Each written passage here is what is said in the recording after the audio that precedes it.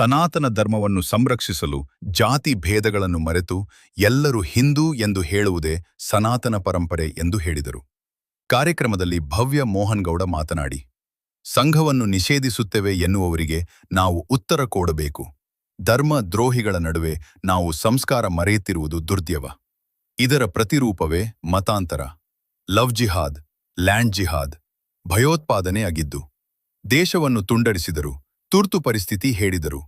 Muslim, Christian ತಮ್ಮ ಬೆಬಲ್ ಕುರಾನ್ಗಳನ್ನು ಶಾಲೆಗಳಲ್ಲಿ ಬೋಧಿಸಬಹುದು, ಆದರೆ ಸೆಕ್ಯುಲರ್ ಹೆಸರಲ್ಲಿ ನಮ್ಮ ಗುರುಕುಲ ಶಿಕ್ಷಣ ಪದ್ಧತಿ ನಾಶ ಮಾಡಿ ಮೆಕಾಲೆ ಶಿಕ್ಷಣ ಪದ್ಧತಿ ಜಾರಿಗೆ ತಂದು ಎಳೆ ಮನಸ್ಸನ್ನು ಘಾಸಿಗೊಳಿಸಿ ನಮ್ಮ ಹಿಂದೂ ಧರ್ಮವನ್ನು ತುಣಿಯುವ ಕೆಲಸವಾಗುತ್ತದೆ.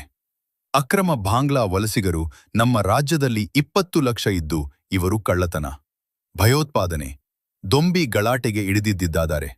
ಆದರೂ ನಾವು ಸುಮ್ಮನಿದ್ದೇವೆ.